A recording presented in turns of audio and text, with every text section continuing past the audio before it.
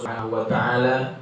Allah telah memberikan kita karunia anugerah nikmat yang tak terhitung jumlahnya, baik nikmat yang lahir maupun nikmat yang batin, nikmat yang tampak ataupun yang tidak tampak. Wabil khusus kita bersyukur akan nikmat iman dan nikmat Islam. Semoga Allah Subhanahu wa ta'ala senantiasa menambahkan nikmat-nikmatnya kepada kita, melanggengkan keimanan di dalam hati kita, sehingga kelak kita mampu membawa keimanan tersebut untuk dapat kita bawa pada saat nanti kita dijemput kembali oleh Allah, menjemput ajal kita. Semoga kita diwafatkan dalam keadaan yang husnul khatimah. Amin ya rabbal alamin.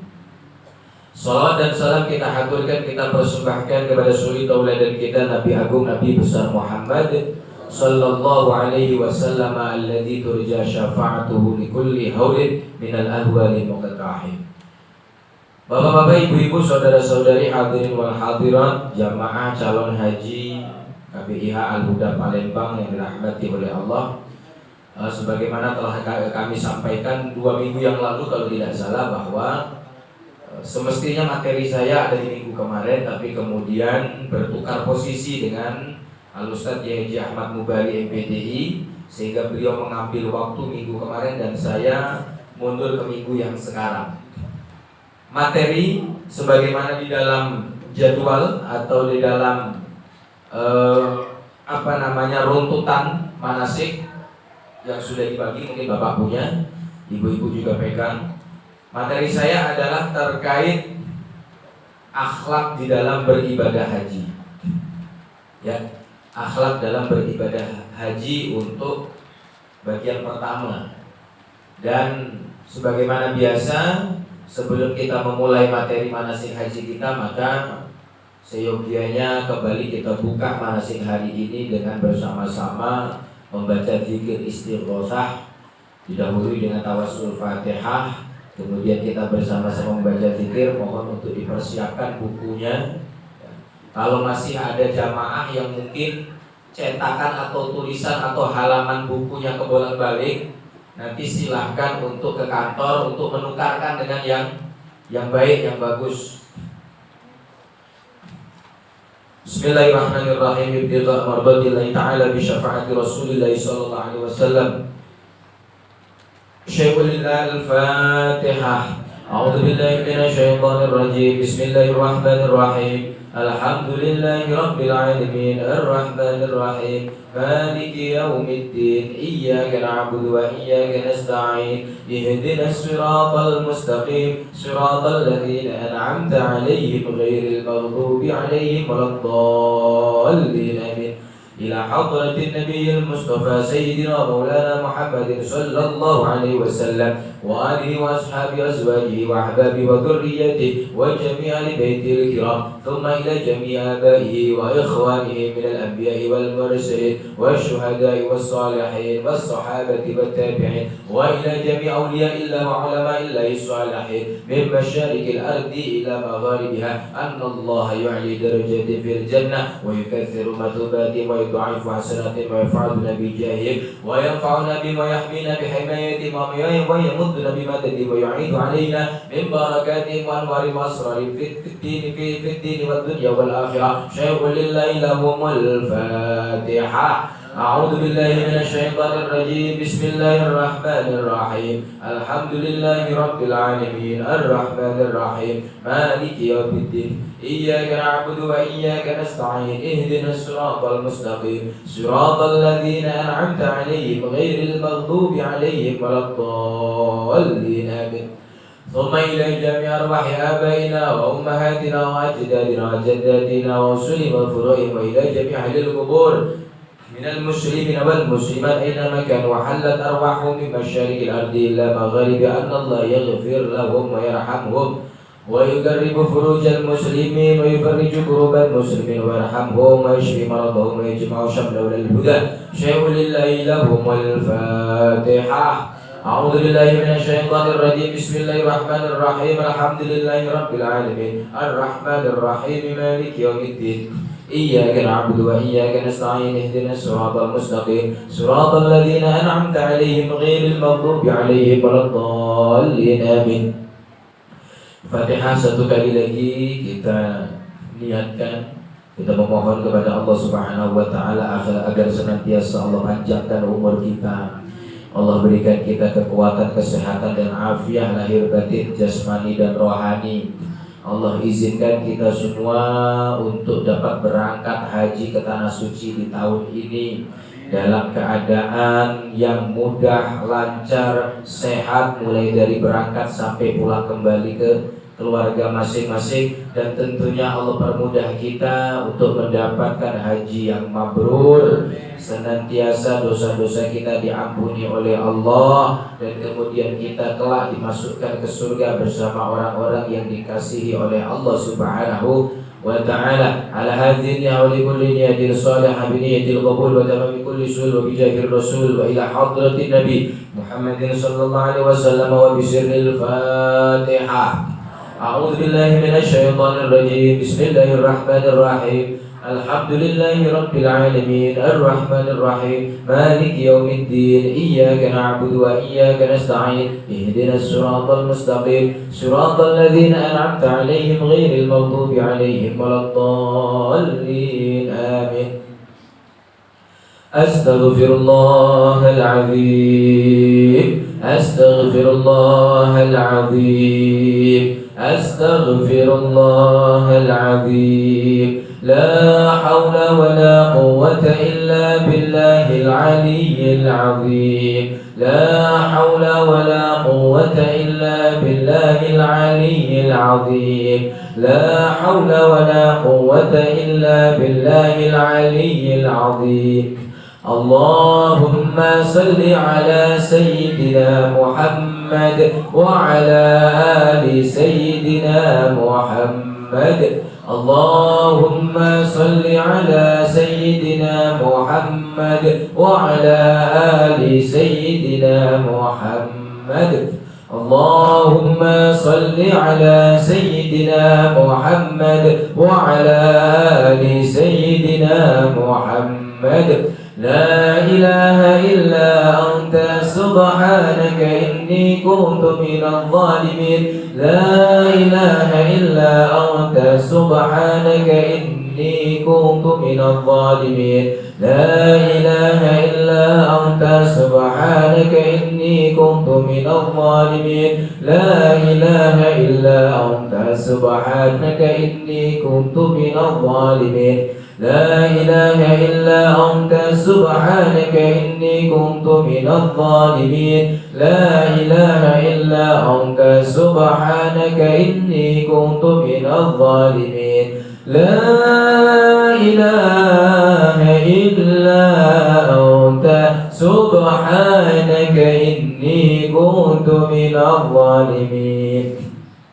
Ya Allah ya Qadim ya Allah ya Qadim ya Allah ya Qadim ya Allah ya Qadim ya Allah ya Qadim ya Allah ya Qadim ya Allah ya Qadim ya Allah ya Qadim ya Allah ya Qadim ya Allah ya Qadir. Ya Allah ya Qadim ya Allah ya Qadim. Ya Sami'u ya Basir ya Sami'u ya Basir ya Sami'u ya Basir ya Sami'u ya Basir ya Sami'u ya Basir ya Sami'u ya Basir ya Sami'u ya Basir ya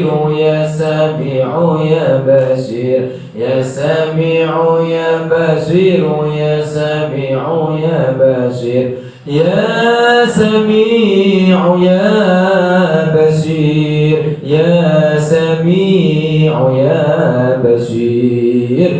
Ya Mubdi'u ya Khaliq ya Mubdi'u ya Khaliq ya Mubdi'u ya Khaliq ya Mubdi'u ya Khaliq ya Mubdi'u ya Khaliq ya Mubdi'u ya Khaliq ya Mubdi'u ya Khaliq ya Mubdi'u ya Khaliq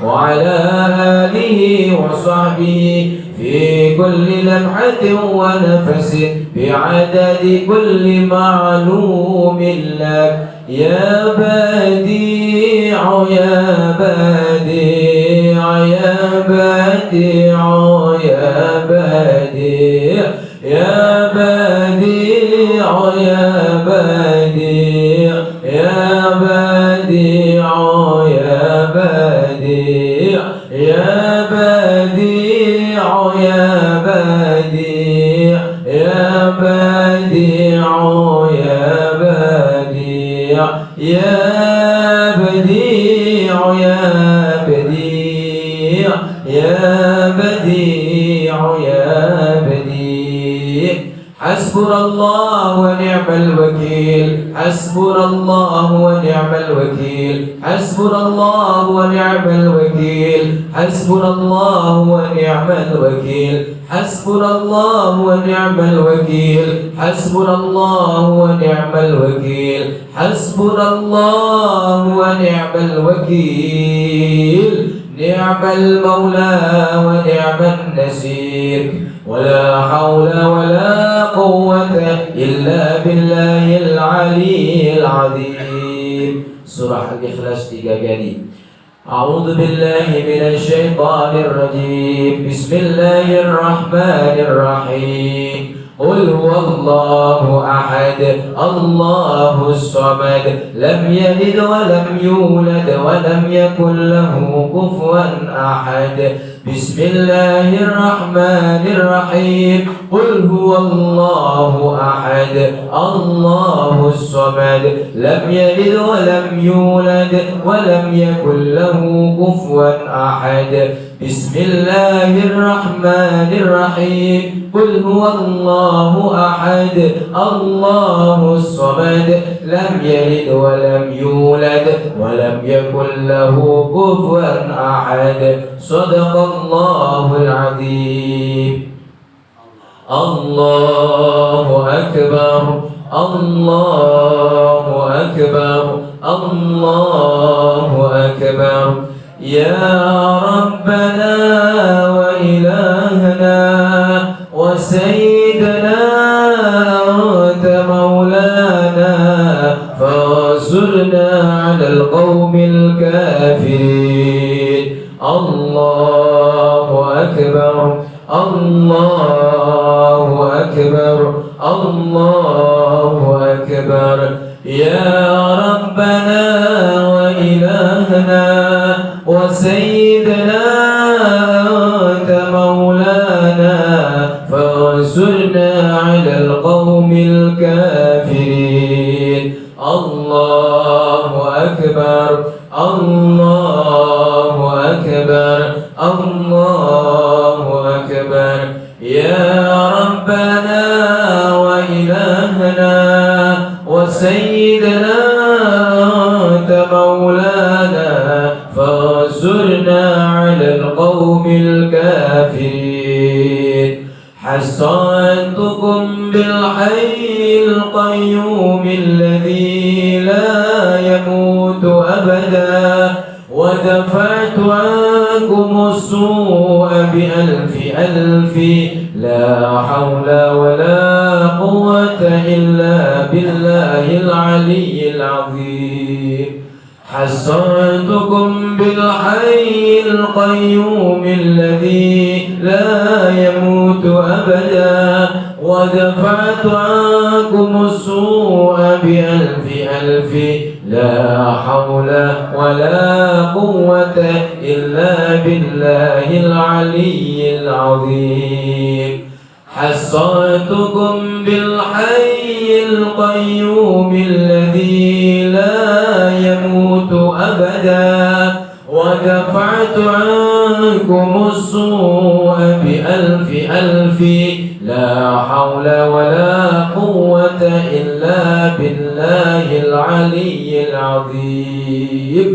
الحمد لله الذي أنعم علينا وهدانا على دين الإسلام. الحمد لله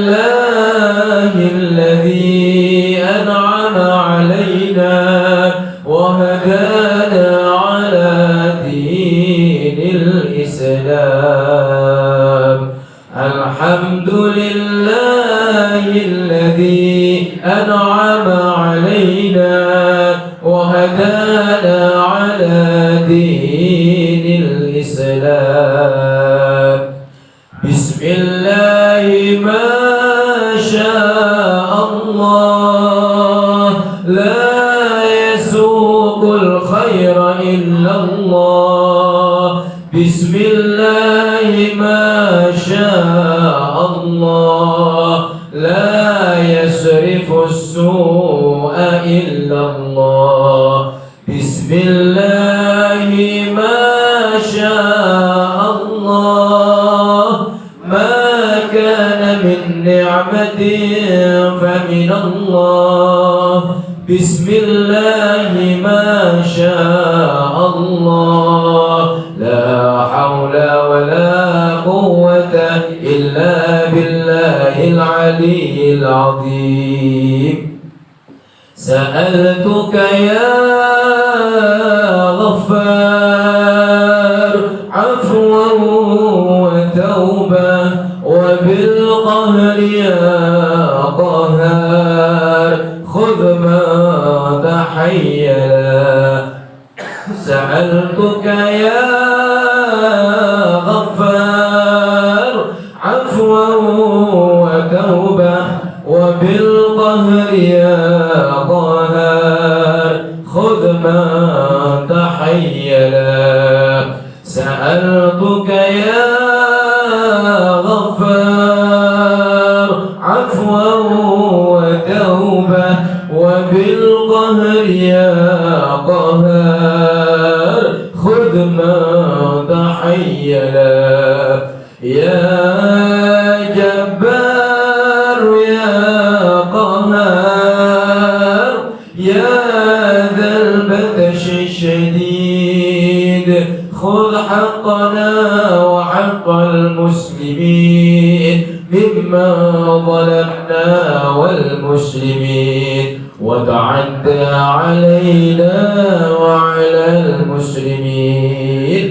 يا جبار يا قهار يا ذا البطش الشديد خذ حقنا وحق المسلمين ممن ظلمنا والمسلمين وتعدى علينا وعلى المسلمين. يا جبار يا قهار يا ذا البطش الشديد خذ حقنا وحق المسلمين ممن ظلمنا والمسلمين وتعدى علينا وعلى المسلمين ببركة الفاتحة.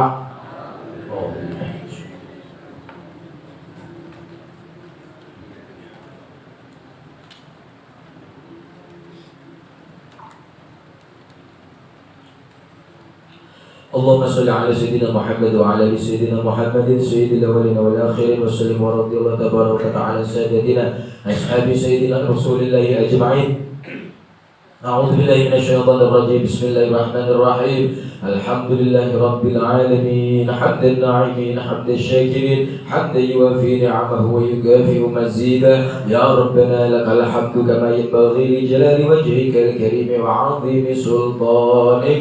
اللهم صل وسلم وبارك على سيدنا محمد وعلى آله وصحبه صلاة عبد قلت حيلته ورسول الله وسيلته وأنت لها يا إلهي ولكل كرب عظيم ففرج عنا ما نحن فيه بسر بسم الله الرحمن الرحيم ولا حول ولا قوة إلا بالله العلي العظيم. اللهم بحق رسولك الكريم وبحق نبيك العظيم محمد سيد المرسلين وببركة ما قرأناه يا الله اجعل حجنا حجا مبرورا وسعينا سعيا مشكورا وذنبنا ذنبا مغفورا وعملنا عملا مقبولا وتجارتنا تجارة لن تبور. يا عالم ما في الصدور أخرجنا من الظلمات إلى النور المؤمنون. اللهم يسر علينا زيارة مكة والمدينة. اللهم بلغنا زيارة مكة والمدينة مرة بعد مرة، كرة بعد كرات، برحمتك يا أرحم الراحمين. اللهم أذلنا تحت ذلك يوم لا ذل إلا ذلك، واسقنا بكأس نبيك محمد صلى الله عليه وسلم شربة هنية لا نظمع بعدها أبدا، برحمتك يا أرحم الراحمين. ربنا اغفر لنا ذنوبنا ولوالدينا وارحمهم كما ربونا صغارا، ولعلمائنا ولمشايخنا وأساتذتنا وأستاذاتنا ولإخواننا ولجميع المسلمين والمسلمات والمؤمنين والمؤمنات الأحياء منهم والأموات. اللهم يا حي يا قيوم يا حي يا قيوم يا حي يا قيوم، برحمتك نستغيث برحمتك نستغيث برحمتك نستغيث. أصلح لنا شؤوننا كلها ولا تكلنا إلى أنفسنا طرفة عين. اللهم إنا نسألك سلامة في الدين وعافية في الجسد وزيادة في العلم وبركة في الرزق وتوبة قبل الموت ورحمة عند الموت ومغفرة بعد الموت. اللهم هون علينا في سكرات الموت والنجاة من النار والعفو عند الحساب. ربنا لا تزغ قلوبنا بعد إذ هديتنا وهب لنا من لدنك رحمة إنك أنت الوهاب. ربنا هب لنا من أزواجنا وذرياتنا قرة أعين واجعلنا للمتقين إماما. اللهم بلغنا مكة والمدينة للحج والعمرة بيسرا ولا عسرا من غير حول ولا قوة ولا مشقة، في صحة وعافية برحمتك يا أرحم الراحمين. اللهم يا رب بالمصطفى بلغ مقاصدنا بلغ مقاصدنا بلغ مقاصدنا واغفر لنا ما مضى يا واسع الكرم يا ميسر. يسر يسر علينا كل عسير، فتيسير العسير عليك يسير. اللهم يا من لا يحتاج إلى البيان والتفسير، حاجاتنا إليك كثير وأنت عليم بها وخبير. جزا الله عنا سيدنا محمد صلى الله عليه وآله وسلم ما هو أهله. ربنا هب لنا من أزواجنا وذريتنا قرة أعين واجعلنا للمتقين إماما. ربنا اجعلنا وأولادنا وأهلنا وأزواجنا وذرياتنا من أهل العلم وأهل الخير وأهل التقوى وأهل القرآن الكريم، ولا تجعلنا وإياهم من أهل الجهل وأهل الشر وأهل الضير. اللهم اجعلنا صبورا اجعلنا شكورا اجعلنا في أعيننا صغيرا واجعلنا في أعين الناس كبيرا. ربنا آتنا في الدنيا حسنة وفي الآخرة حسنة وقنا عذاب النار وأدخلنا الجنة مع الأبرار يا عزيز يا غفار يا رب العالمين. صلى الله على سيدنا محمد وآله وصحبه وبارك وسلم. سبحان ربك رب العزة عما يصفون وسلام على المرسلين والحمد لله رب العالمين. تقبل الله منكم.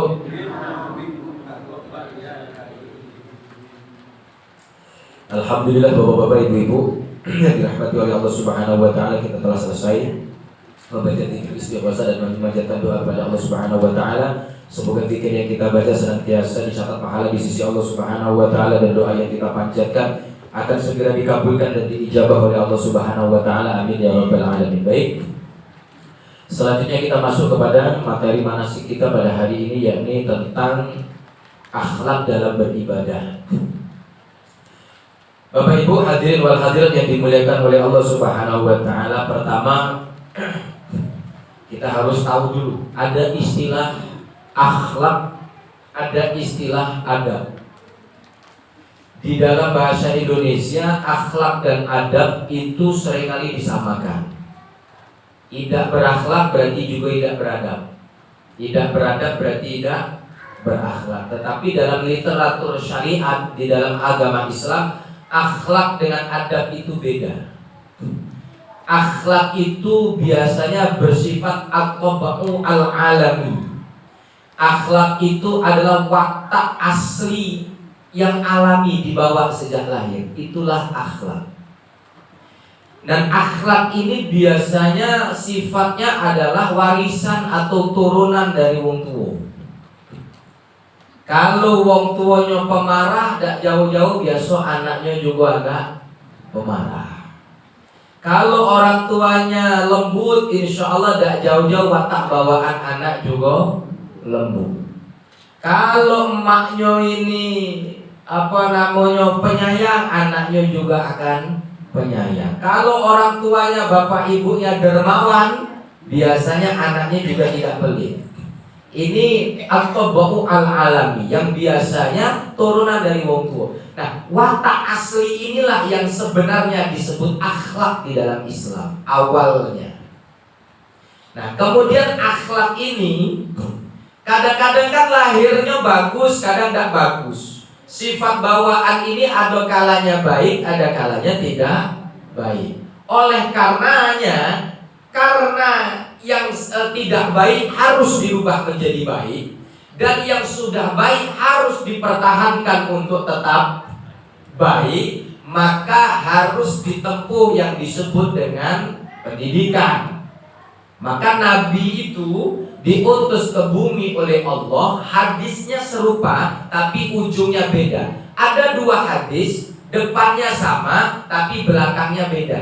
Dan dua hadis ini tidak bisa terpisahkan kaitannya. Hadis pertama Bapak Ibu insya Allah hafal, sering disampaikan oleh asatid, apalagi kalau kegiatan maulid Nabi.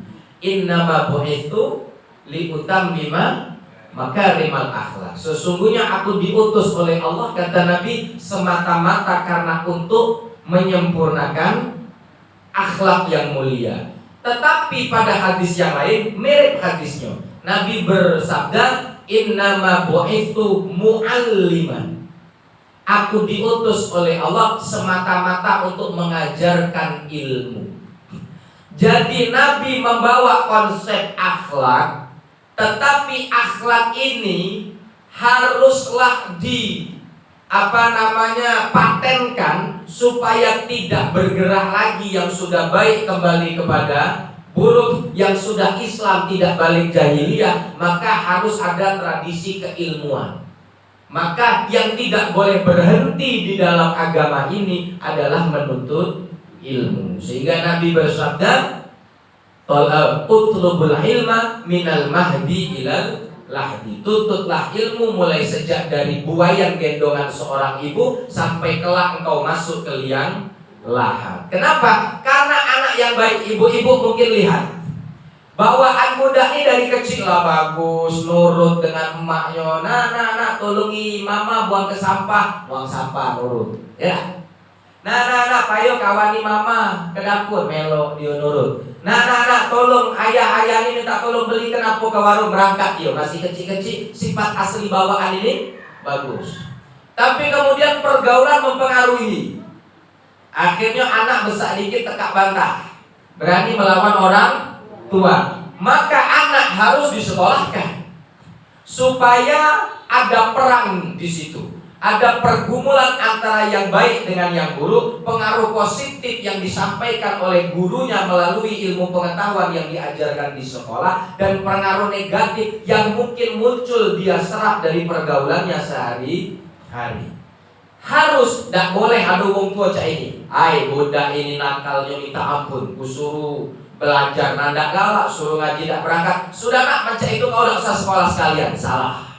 Orang tua harus tetap berjuang. Kalau tidak pacak anak ini disekolahkan, berejo ngajari dewe. Kalau tidak pacak ngajari dewe, carikan guru les. Anak harus tetap belajar dan harus tetap diberikan ilmu. Mengapa? Kalau keburukan tidak diberikan penantang berupa sebuah kebaikan, maka yang akan mendominasi kehidupan adalah keburukan. Tapi sepanjang ada kebaikan yang didatangkan untuk sebagai penantang sebuah pengaruh negatif, maka apa kata Allah? Wa qul ja'al haqqu wa zahaqal batil innal batila kana zahuqa. Sepanjang ibu bapak masih berusaha menghadirkan kebaikan dalam hidup, pasti satu saat yang menang adalah kebaikan.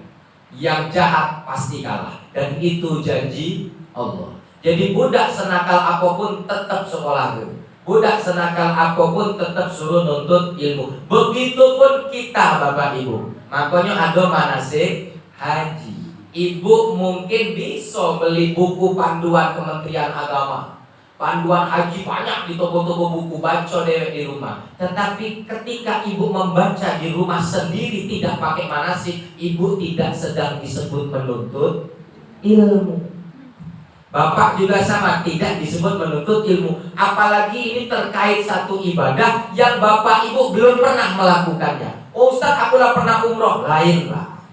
Haji dengan umroh kaget kalau bapak berangkat niat yang sudah pernah umroh banding ke dewek. Lain. Jauh. Dan kate pengalaman haji yang terhebat itu bukan pada waktu tawaf dan sa'inya. Tawaf sa'i memang ada di umroh sama, tapi bapak akan tahu cak mano rasanya berjalan PP gak percaya gitu. Dari tenda berangkat Jamarot sekali 7 kilo, balik 14 kilo PP sehari. Kok kuat aku? Bapak agak terkejut gitu. Tak, kita ini berjalan berapa? Sekali berangkat 5 kilo Pak. Berarti kita ini dari pagi sampai siang ini dari 10 kilo 10 kilo. Bayangkan 10 kilo. Tapi kita cuma berjalan 2 kilo. Bapak tidak akan dapatkan sensasi itu kalau umroh. Bapak tidak akan dapatkan pengalaman berharga spiritual seperti itu kalau umroh. Kalau hanya umroh, haji ada di situ. Bapak kemudian mungkin tidak merasakan bagaimana rasanya gejolak hati pada saat wukuf di padang Arafah. Yang hari itu cuma ada setahun satu kali, tanggal 9 Zulhijjah saja. Nah disambungkan dengan hari lain dah macam. Maka bisa dikatakan uang umroh, ya dah, mungkin sekali 2 kali cukup, tapi uang haji rasanya nak berangkat terus. Ini ya. Dan ini memang umum dirasakan semua orang. Bapak Ibu hadirin wal hadirat yang dimuliakan oleh Allah. Oleh karenanya ibadah atau yang disebut dengan amal soleh itu harus dipersiapkan ilmunya. Kenapa harus dipersiapkan ilmunya? Seorang ulama Al-Imam Ibnu Ruslan misal mengatakan, wa kullu man bighairi ilmin ya'malu a'maluhu mardudatun la tuqbalu. Setiap orang yang beramal, melakukan sebuah amal bighairi ilmin, dengan tanpa ilmu. Dengan tanpa ilmu, dia berangkat ngikut kawan berjalan sana, melok berjalan. Maksudnya apa? Ini hukumnya apa? Sunnahkah? Wajibkah? Kalau wajib, ini wajib yang biasa apa termasuk rukun? Kalau haji kan begitu. Tidak setiap yang wajib dalam haji itu rukun, kan begitu. Tetapi setiap rukun pasti wajib, kan begitu. Lempar jumroh wajib, tapi bukan rukun. Sehingga kalau orang tidak lempar jumroh, hajinya sah, tapi berdosa dan wajib membayar. Dan tawaf sa'i, tahallul, ikhram dari ikhram, memakai baju ikhram itu rukun. Sehingga orang yang tidak tawaf, 1 ibadahnya tidak sah, 2 dia berdosa, 3 membayar dam. Nah ini, tapi hukumnya sama-sama wajib. Dan apa buktinya kalau wajib? Buktinya kalau ditinggalkan sama-sama berdosa. Nah kalau tidak tahu ilmu kita tidak bisa bedakan itu. Makanya ini penting manasik. Dan ilmu ini adalah cara. Kata-kata ulama tadi, wa kullu man bighairi ilmin, orang yang beramal dengan tanpa ilmu, a'maluhu mardudah. Amalnya dipastikan, kata ulama itu mardudah, ditolak oleh Allah. Makanya penting manasik haji. Mohon maaf, kadang ada orang yang selonongan ya kan, sebagian orang yang rasa, "Alah sudahlah, aku tak ganti waktu, hari Minggu aku nih banyak bisnis, banyak aku macam-macam." Dia tidak mau menyisikan waktunya untuk mempersiapkan dirinya untuk menjadi tamunya Allah Subhanahu wa ta'ala. Sibuk ngumpulkan sangu ngumpulkan duit dan lain sebagainya. Dia lupa duit itu dari siapa? Allah. Terus kesehatan dari siapa? Untuk apa duit banyak? Ujung-ujung nak berangkat stroke, naudzubillah. Untuk apa duit banyak? Ngumpulkan habis-habisan, ujung-ujung nak berangkat tiba-tiba nyawa tak nyampe, umur tak sampai. Untuk apa? Kan begitu. Tetapi kalau kita sudah berupaya mempersiapkan ibadah ini dengan sebaik-baiknya, kata Nabi, man jahaza faqad ghaza. Barang siapa yang sudah mempersiapkan sebuah amal, tiba-tiba dia sudah siap-siap tak nyampe juga di amal itu. Ada uang yang sudah mempersiapkan, bantu persiapan perang musuh kafir, kata Nabi. Tiba-tiba dia tidak ikut berangkat perang, dia dilarang berangkat, dia cuma bagian nyiap-nyiapi baik. Meskipun dia tidak berangkat, faqad ghaza, maka dia sudah mendapat pahala perang. Ada seseorang haji masih berapa bulan, dia sudah berdoa terus, sudah berzikir terus, sudah manasik rajin dia datang, berupaya dia menuntut ilmu. Ternyata Allah tidak sampaikan, tidak apa-apa. Karena sesungguhnya dia sudah dicatat berhaji ke Baitullah. Bahkan boleh jadi haji dia lebih mabrur daripada yang berangkat niat. Bapak Ibu yang dirahmati oleh Allah Subhanahu wa taala. Nah, akhlak yang tadinya tidak ada dalam diri seseorang, kita balik lagi ke tema. Aduh budak nakal, ngomongnya kasar, ya sama orang tua tidak sopan. Akhirnya dididikkan kepada seorang ustaz, dititipkan pada seorang ulama, dititipkan ke sekolah kepada seorang guru untuk dididik. Akhirnya berubah, dia menjadi sopan, dia menjadi kata-katanya lembut, sama orang tua lebih menghormati. Nah, ini disebut dengan adab. Jadi akhlak yang muncul karena pendidikan itu disebut adab. Jadi adab itu ya akhlak, tapi akhlak yang sudah bentukan. Kalau akhlak yang asli itu yang sudah bawaan lahir, saya bilang tadi. Maka kata ulama akhlak itu sebenarnya at-tabu was-sajiyah. Kalau dalam satu kitab, al-akhlak al-khuluq at-tabu was-sajiyah. Akhlak atau budi pekerti itu watak asli. Itu. Dan memang sifat karakter alami yang menempel kepada seseorang. Sedangkan adab itu adalah sesuatu yang memancar menjadi sebuah perilaku yang boleh jadi itu disebabkan pengaruh pendidikan. Sehingga Bapak Ibu, inilah pentingnya manasik. Itu disampaikan, mungkin banyak Bapak Ibu yang ngerasa selama ini hal ini hal wajar, tetapi nanti di Arab Saudi ketika di tanah suci itu bukan lagi hal wajar. Mungkin Bapak mengira kalau di tanah air ini biasa, ini tidak apa-apa. Oh ternyata nanti di tanah suci tidak boleh. Mungkin kalau di sini itu tidak berdosa, bahkan disunahkan, tetapi nanti di tanah suci malah diharamkan. Kan ada perkara yang di luar tanah suci, di luar haji dan umroh dia disunahkan, tapi giliran haji dan umroh malah diharamkan. Apa? Minyak wangi. Minyak wangi itu kalau tidak haji umroh disunahkan, tapi kalau haji umroh justru diharamkan. Kan begitu. Nah kalau kita tidak tahu, dua ibu-ibu kalau di luar, mohon maaf, di luar kegiatan haji dan umroh, dalam sebagian mazhab sunnah hukumnya menutup wajah dengan cadar, sebagian mazhab. Tetapi kalau haji dan umroh, seluruh mazhab sepakat perempuan haram bercadar. Iya. Maka Bapak Ibu tidak akan melihat tuh perempuan yang memang niatnya tawaf itu kok kemudian bercadar di Ka'bah. Kalau yang ada bercadar dia tidak tawaf, dia ngawani lakinya berjalan. Tapi kalau sudah niatnya tawaf, maka dilarang seorang wanita, sama seperti ketika dia sholat, dilarang untuk memakai cadar. Sepakat seluruh ulama tidak ada yang mensunahkan cadar ketika tawaf. Kalaupun ada yang tidak sampai mengharamkan, hanya memakruhkan saja, tetap pada hakikatnya tidak disunahkan cadar ketika tawaf. Padahal ketika di luar tawaf, sebagian ulama bahkan mazhab Syafi'i sebagian mengatakan sunnah hukumnya perempuan pakai cadar. Begitu. Nah Bapak Ibu yang dirahmati oleh Allah Subhanahu wa taala, bapak-bapak juga begitu. Kalau di luar tawaf sa'i, sholat kita biasa sunnah Pak pakai peci. Sunnah pakai peci. Hukumnya sunnah. Dalam kitab-kitab fikih sunnah menutup kepala bagi laki-laki ketika sholat. Bahkan ketika masuk kamar mandi, ini banyak yang tidak tahu adabnya Nabi, akhlaknya Nabi. Rasul itu kalau masuk kamar mandi pakai penutup kepala. Kalau kita ini terbalik, nak masuk WC malah peci ditaruh. Padahal sunnahnya peci dipakai. Kenapa? Karena memang kita belum tahu ilmunya selama ini. Nah, Bapak Ibu, di luar tawaf sa'i, bapak-bapak sunnah pakai peci. Tetapi ketika ihram haji atau umroh, haram hukumnya menutup kepala pakai topi atau pakai kain ihram dikerudung, tidak boleh. Sehingga sepanas apapun nanti kita jumroh Aqabah, berjalan kilo-kiloan itu, sepanas apapun nanti bapak wukuf di padang Arafah, tidak boleh bapak-bapak menutup kepala dengan kain atau sejenisnya. Kalau kilo-kilo panas nyari tempat teduh baik bawah pohon, tapi pohon ya tidak boleh ditempel di kepala.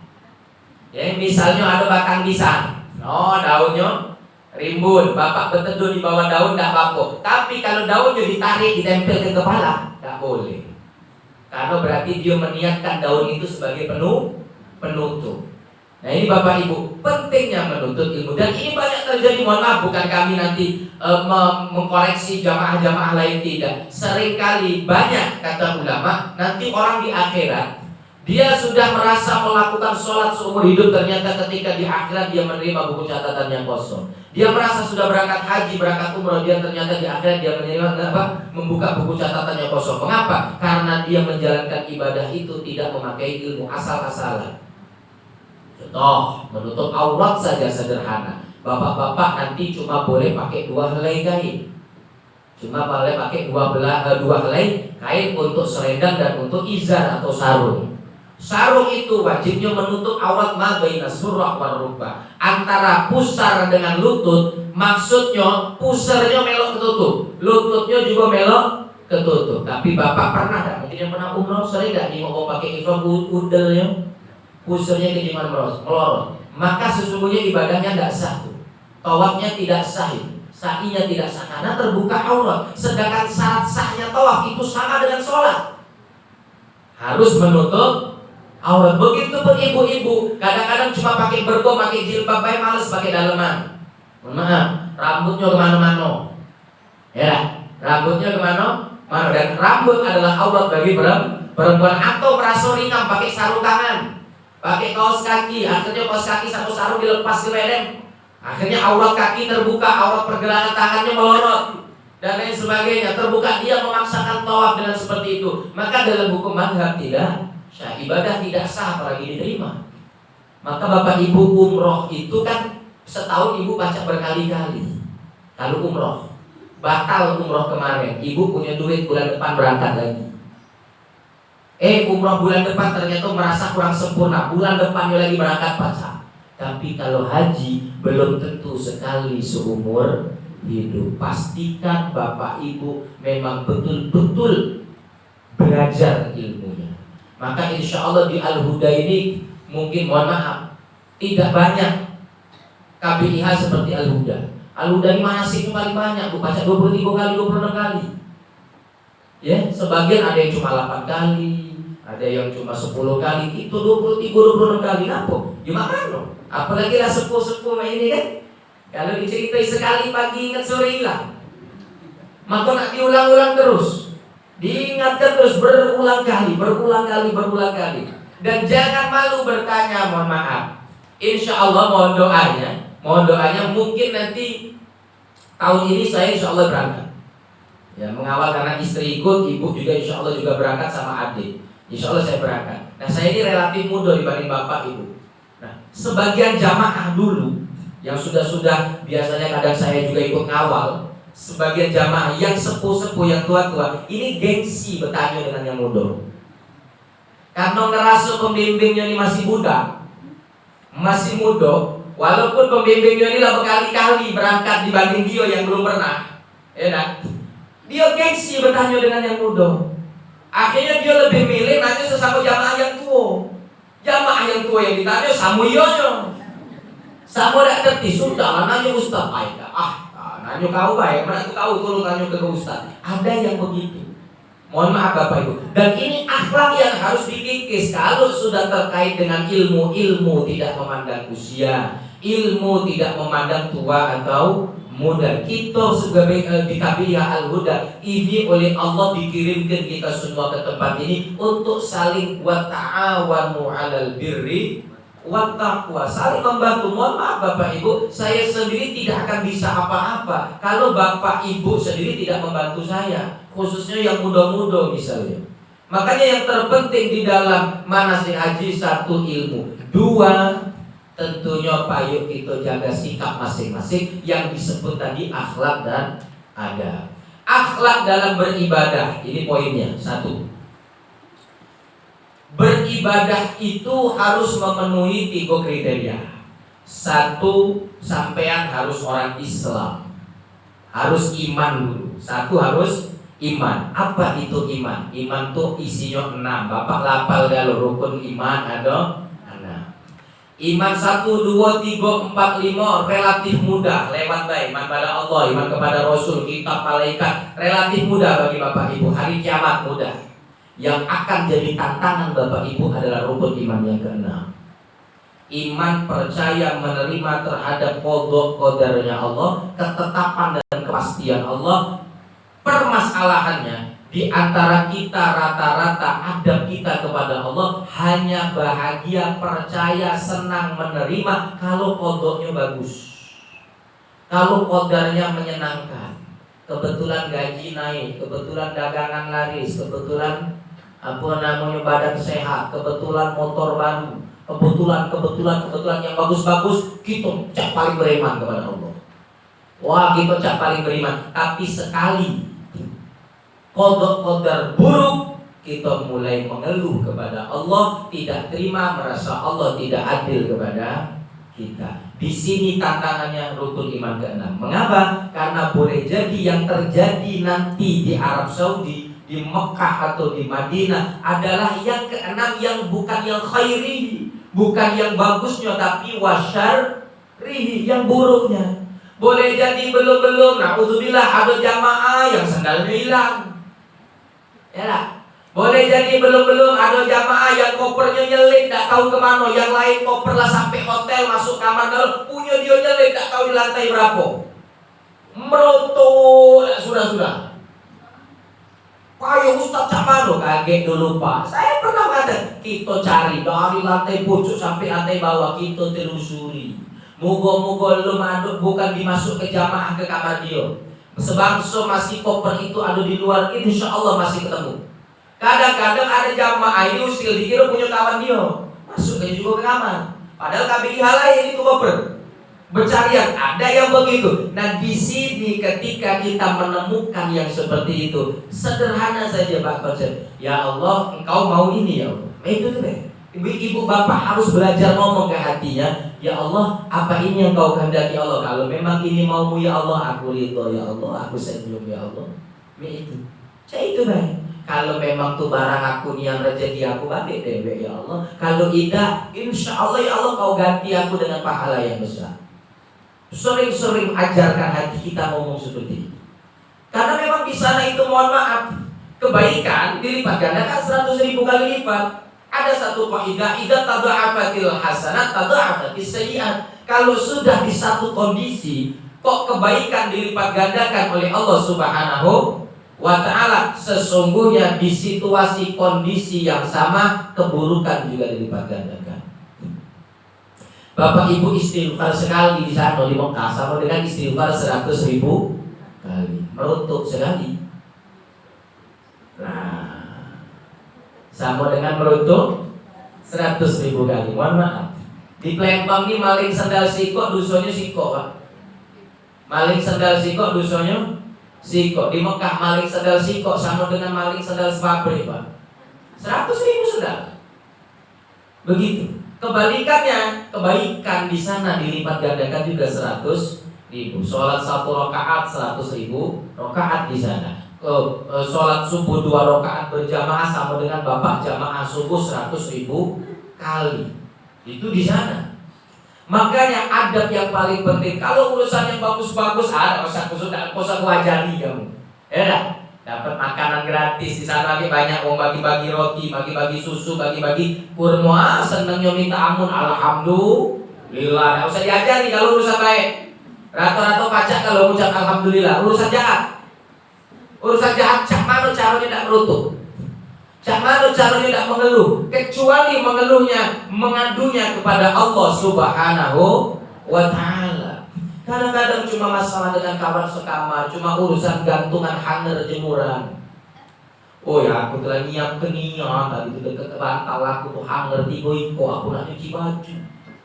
Aku tinggal bentar lah hilang 3 kawan. Ya beres awan zaman ini. Ada Pak, di sana begitu. Sehingga itu harus kita manage pelan-pelan. Kita lebih baik banyak samaha itu begini. Lebih banyak mempersilahkan orang lain daripada menuntut hak kita. Saya ulangi, Bapak kalau kepingin di sana serba mudah, lebih banyak mempersilahkan orang lain daripada menuntut hak kita. Ada hanger. Dek, hanger kau berapa dek? Ada cuma 3 yuk. Aku nak cuci baju, butuh 2. Pacar. Ya sudah pakailah dulu yuk. Aku gampang lah. Itu kalau itu, masya Allah. Apa kata Nabi? Innallaha fi aunil abdi madamal abdu fi auni akhi. Sesungguhnya Allah akan selalu berada untuk menolong hambanya, yang mana hambanya itu senantiasa menolong orang lain. Jadi prinsipnya di sana begitu, yang mudah Pak ibadahnya kalau kita bantu wong, tapi kebalikannya. Pada saat kita egois mikirkan diri kita dewe, justru di sana dipersulit urusan kita oleh Allah Subhanahu wa taala. Sehingga itulah yang disebut, mungkin Bapak Ibu pernah dengar bahwa orang-orang haji itu sering bilang, oh di sana itu yuk apa-apa kontan. Apa-apa kontan, kamu di sana jahat dengan wong dibales langsung. Aman di sana kamu ngomong kasar, dibales langsung. Tapi aman kamu di sana ngomong bagus, langsung dibales. Nah, betul. Jadi saya tahun 2000 terakhir saya berangkat haji 2018 sama ibu, sama almarhum abah saya, bapak saya.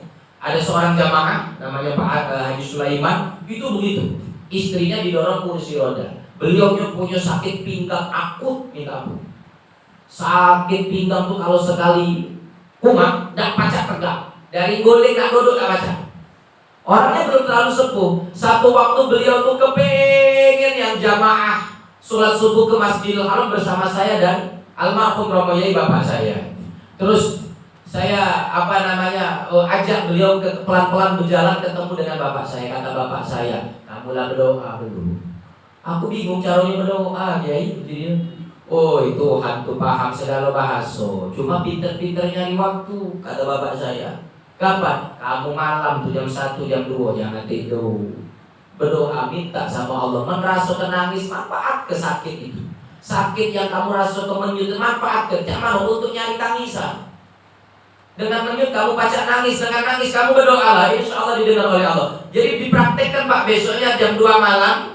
Ini beliau cerita sendiri ke saya. Jam 2 malam beliau bangun, ya, berusaha sampai nangis ke kamar mandi, kepingin baca wudhu, di situ setelah wudhu beliau duduk, tidak sholat apa-apa. Tidak sholat apa-apa, cuma duduk, minta sama Allah. Jam 2 sambil nangis-nangis, tiba-tiba saya ke kamarnya, Haji, jadi tidak sholat subuh? Jam 3:30 kita berangkat ke Masjidil Haram. Iya bos, doakan bos, insya Allah bos, aku nak berangkat bos. Pokoknya aku berangkat bos, apa yang terjadi? Jam 3 tepat, beliau ngerasa sakit di pinggangnya sudah hilang sama sekali. Hilang sama sekali. Jam 3:15 beliau mandi, 3:30 berangkat bersama saya dan bapak. Dan sampai hari ini terakhir ada acara nikahan sesama anak jamaah haji yang satu angkatan. Saya ketemu beliau, kutanya, masih galak umat Pak Haji? Sejak saat itu tidak pernah umat lagi di kamar. Jadi kalau kita bisa memprasangka baik, kalau kita yakinnya sama Allah, ta'alluq kita kepada Allah, menggantungkan diri kita kepada Allah itu betul-betul totalitas, Allah pun tidak ecek-ecek, tidak dikit-dikit nolong kita, total nolong kita. Jadi kuncinya Bapak Ibu yang dirahmati oleh Allah Subhanahu wa taala, di sini kita harus persiapkan. 1, kita memang sudah Islam. 2, kita harus percaya, iman sepenuhnya kepada Allah. Baik yang buruk atau yang baik, semua hadir karena izin dan kehendak Allah Subhanahu wa taala. Kalau ada di sana gangguan dari orang lain, ibu yakini uang itu tidak bakal ganggu kita kalau tidak Allah izinkan ganggu. Dan kalau ada yang menolong kita, yakini lagi orang itu tidak akan menolong kita kalau tidak Allah kasih hidayah untuk menolong. Cukup, maka kita diajarkan doa sering oleh kiai-kiai itu dulu. Allahumma la mani'a lima a'taita wa la mu'tiya lima mana'ta wa la radda lima qadaita wa la yanfa'u dzal jaddu minkal jadd. Ada doa seperti itu. Allahumma la mani'a lima a'taita, ya Allah tidak ada yang bisa menghalangi apapun yang ingin Engkau beri. Kalau Kau mau memberi sesuatu, ya Allah, tidak ada yang bisa menghalangi siapapun itu. Bahkan Nabi itu pernah mengira dirinya bisa memberikan petunjuk, bisa memperbaiki keluarganya. Allah langsung bilang kepada Nabi, Muhammad, innaka la tahdi man ahbabta. Kamu Muhammad tidak bisa ngasih hidayah siapapun yang engkau cintai. Nak binimu, nak anakmu, siapapun kau tidak bisa menerima mereka. Yang menerima mereka itu aku, kata Allah. Innal huda Allah. Maka kalau ada apa-apa ngadunya sama Allah, mintanya sama Allah. Hanya itu caranya. Hanya itu caranya. Kita ini cuma wayang saja. Dikasih Allah suruh bergerak, ya bergerak. Gak pacak nolak kita untuk bergerak. Kalau Allah sudah nyuruh bergerak, mohon maaf. Rezeki, wah aku ini pacaknya berduit, nyari duit gampang. Nemu itulah pokoknya duit banyak. Jualan ini laris, jualan itu laku. Pokoknya giliran kawan sebelah jual apa beda laku-laku. Sekali laku dengan toko-tokonya. Dibeli dengan uang. Laku dengan toko-tokonya, laku dijual dengan toko-tokonya. Ada yang begitu. Kalau Allah berkehendak bukakan pintu rezeki, nggak ada yang bisa menghalangi. La mani alima aqtaita. Tapi kebaliknya, wala mu'atiya lima mana'ta. Tidak ada yang bisa memberi segala yang Allah halangi. Kalau Allah nak ngalangi, siapa yang baca ngejuk hati? Jadi itu kita tanamkan dalam hati. Wala radda lima qadaita. Dan tidak ada yang bisa menolak apa yang sudah engkau tetapkan, ya Allah. Disinilah kita kemudian berjuang di dalam mempertahankan, merawat keimanan kita selama nanti kita beribadah. Dan itu tidak sebentar, Bapak Ibu. Ibadah haji itu tidak sebentar, 40 hari kurang lebih. Harus nahankan adab sikap itu. Yang biasa di rumah galaknya cerewet, mentai lagi umpama di sana cak mano caranya lajidal. Tiga ini larangan utama haji kan? Larangan secara akhlak dalam haji ada 3. Faman hajjal al-hajju asyurun ma'lumat faman faradha fihi al-hajja fala rafas. Tidak boleh berpikiran kotor, ngomong kotor, ngomong jorok, ngomong pikiran keras dan lain sebagainya. La rafas wala fusuqa, jauhi segala bentuk kemaksiatan. Tidak boleh berbuat dosa apapun. Kenapa? Dosa kecil di sini kok dibawa ke sana jadi besar. Ya kan? Saya bilang tadi sandal sebiji di sini dipaling dosa sebiji, tapi dibawa ke sana sama dengan maling sepabrik jadi dosa besar. Ibu-ibu ngomongi keburukan kawan di sini, yo Pak, sama dengan ngomongi wong siko. Tapi di Mekah sana masih galak ngomongi kawan, sama dengan ngomongi wong sekecamatan. 100.000. Ya, ini penting. Harus diketahui. Dosa kecil di sini dibawa ke sana bisa besar. Kebalikannya, ibadah biasa di sini menjadi ibadah luar biasa nanti di sana. Kemudian wala jidala, jangan suka beradu pendapat. Itulah saya bilang di sana kita lebih banyak mempersilahkan baik. Ayo yuk nurut aku cek ini. Kita cukup aja, ya sudah, kau mah itu, aku mah inilah. Ayo tak kamu menurut aku yang benar tuh mah ini. Ya sudah, nah gawe kelar ndak kau dak papo. Sama kakak mah inilah, kau nak lagu lah. Kok bagus yang ini daripada yang ini. Ya sudah, pilihlah yang kau. Nah itu baik. Ngapa? Karena semua itu tidak lagi penting, melainkan selain ibadah kita, penyembahan kita kepada Allah Subhanahu wa ta'ala. Sehingga Bapak Ibu saya mohon betul, nanti ketika sudah sampai di sana, jangan sibuk dengan sesuatu yang macam-macam sebelum kita menyelesaikan rangkaian kewajiban haji dan umrah kita. Jangan keladasan kita ke warung. Jangan keladasan gino belanja belum. Iya kalau dapat kloter kedua tuh haji belakangan. Ya dah kacak gitu nah. Kalau kloter kedua tuh haji dulu, santai belakangan. Kalau kloter pertama santai dulu, haji belakangan. Ini kadang yang khilaf. Kita tidak tahu kan gelombang pertama berapa gitu, gelombang pertama atau gelombang kedua nanti kita. Kalau ternyata kita koncangan kaki kurahnya Kemenak ini Al-Huda masuk ke gelombang pertama, berangkat awal-awal, berarti di sana kita banyak nyantai dulu daripada ibadah. Ini tantangan. Kadang-kadang giliran haji nak deket duit lah habis. Ya, lah habis untuk beli kurma, beli kismis, beli apa, lah serpo habis. Nah biasanya manusia ini kalau lah pegang duit semangat. Kendor, iya masuknya mampu apa ibadah haji lah ada bersemangat karena buka dompet lah katik duit. Itu. Ya kan potongan kita kan itu Pak, lagi megang duit banyak, semangatnya hidup. Lagi rekeningnya terkuras, lesunya rasanya itu. Nah, hati-hati. Kalau gelombang kedua, kita biasanya tidak jauh dari sampai ke Mekah, terus masuklah musim haji, santainya di belakang. Ini aman, kita sudah selesai ibadah. Cuma tantangan gelombang kedua mempertahankan hasil dari ibadah. Mana ilah selesai haji, lah dipanggil haji, dipanggil hajah, masih galak ngomongi uang Bu. Lah dipanggil haji, panggil hajah, masih galak nyentai lagi Bu. Lah panggil haji, panggil hajah, bapak-bapak masih galak ngontak ini. Ibaratnya itu. Ini tantangan kalau gelombang kedua. Ya kan? Kalau gelombang pertama tantangannya cak mana merawat persiapan menuju dan semangat menuju pelaksanaan ibadah. Sehingga semua punya tantangan. Oleh karenanya jadikan fokus utama kita adalah ibadahnya dulu. Dan tolong ini saya lihat tidak seperti tahun yang kemarin atau 2 tahun yang lalu. Tahun ini relatif agak muda-muda, sehat-sehat, energi. Ya, semoga ini sehat terus sampai nanti selesai haji pulang seterusnya sehat. Ya, khususnya yang sudah sepuh-sepuh ini, ya bapak-bapak yang merasa masih muda meskipun bukan saudaranya, mungkin meskipun bukan keluarganya, karena al-muslim akhul muslim. Orang Islam itu adalah saudara sesama orang Islam. Jadi meskipun tidak ada hubungan kakak, tidak kati keluarga, tidak kati hubungan darah, ketika sudah menjadi al-huda kita keluarga.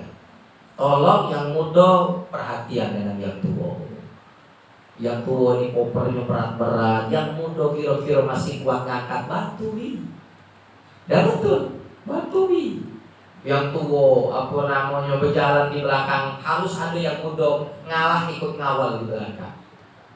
Contoh misal nanti Pak dalam ibadah biasanya al-huda ini bikin formasi, bikin barisan.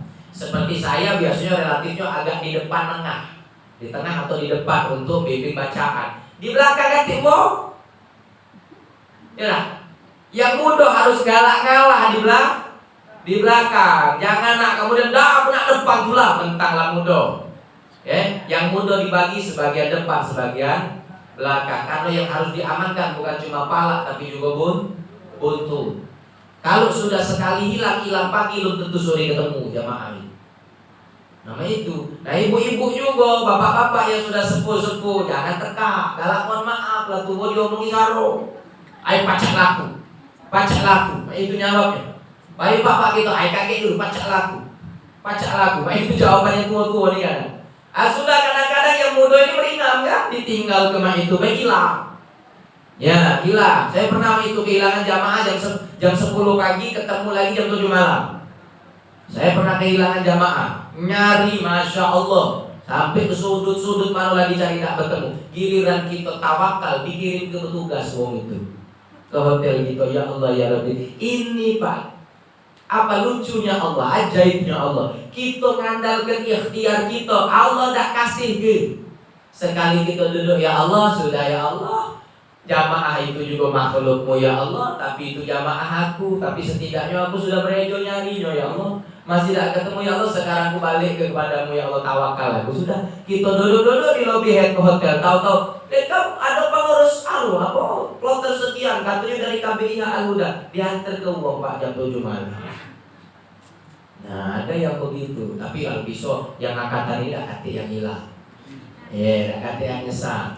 Ya semua kompak, semua siap untuk bersatu dalam satu gerakan. Tidak ada yang mengandalkan menangkan ego masing-masing. Kita bareng-bareng satu kesatuan. Insya Allah kalau sudah seperti itu, yasuddu ba'duhum ba'don. Islam kita sesama muslim ini bersaudara, maka tugas kita adalah yasuddu ba'duhum ba'don, bisa menguatkan, menopang antara satu dengan yang lain. Nah ini perlu dipikirkan. Yang ketiga, Bapak, setelah Islam, iman ketiga, ihsan.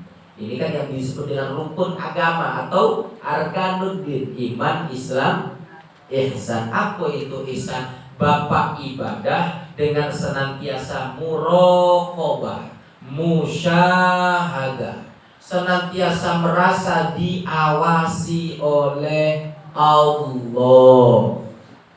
Bapak-bapak kira-kira nak mengeluh, Allah ngawasi aku. Bapak-bapak ketika sholat kepingin tidak khusyuk, kepingin tidak konsen, Allah menyaksikan aku. Setiap tindak tanduk tingkah laku di sana semua disaksikan oleh Allah Subhanahu wa ta'ala. Oleh karenanya jangan ada tujuan lain naik haji kecuali mencari ridho Allah. Tidak usah nyari tambahan titel. Ya nah? Balik haji sebulan 2 bulan diundang wong kondangan ngantenan. Tiba-tiba di tempat namunya tidak ditulis tidak datang. Kak, nyapi tidak undangan aku kemarin? Nyapi, ngapa tidak berangkat? Kau nih tidak ngagoi akunnya. Aku nilah haji, tidak kau tulis hagu, tidak berangkat ya. Kalau haji sekali tidak ditulis 2 kali 3 kali Jangan begitu Bapak Ibu. Saya ceritakan. Di zaman Al-Imam Abu Yazid Al-Bustami ada satu cerita. Ada seorang pencuri Pak, maling. Tapi malingnya ini maling khusus, spesial. Dia cuma malingnya maling kafan. Malingnya maling kafan. Dia ini maling ini tiba-tiba satu hari datang nangis-nangis di hadapan Syekh Abu Yazid Al-Bustami. Nama aslinya Abu Yazid itu nama julukan Pak. Karena memang dia punya anak namanya Yazid, sama dengan nama saya, maka dia dipanggil Abu Yazid. Nama aslinya Thaifur bin Isa Asy-Syirwasani, Imam Thaifur. Syekh Abu Yazid Al-Bustami ini didatangi oleh seorang pemuda, nangis-nangis, dia seperti orang ketakutan. Ditanya oleh Abu Yazid, wahai pemuda, apa kau nangis-nangis? Aduh aku ceritakan, jangan nangis-nangis baik. Wahai kiai, aku nih mohon petunjuk kamu. Ngaku aku ni seorang pendosa. Aku dia yang dosa kau. Aku ni maling kelas kakap. Maling banyak. Asal kamu tobat, diterima tobat oleh Allah, sudah kamu bisa jadi orang baik. Bukan itu kiai, aku ni maling lain. Maling apa? Maling apa? Aku ni lain maling apa? Aku ni maling kafan. Kata Abu Yazid, kafan tuh murah, wong maling kudo, maling unta, maling kambing, maling keledai lebih mahal biasa bae. Kau cuma maling kafan berapa nih yang semeter? Tapi kiai kafan yang ku paling ini beda. Maksudnya beda. Aku hanya mencuri kafan yang sudah dipakai oleh mayit. Jadi aku mencuri kafan dengan cara aku menggali kuburan yang baru. Mayatnya dikuburkan, aku gali malamnya, aku mbek kafannya. Jadi mayat-mayat yang aku mbek kafan itu telanjang kalau main nyari. Ini kata orang tadi. Terus apa yang menyebabkan kamu datang nangis-nangis ketakutan? Cuma gara-gara dosa itu gampang. Kamu minta maaf sama keluarganya, kamu tobat selesai. Bukan kiai, aku lebih takut lagi sipo. Apa?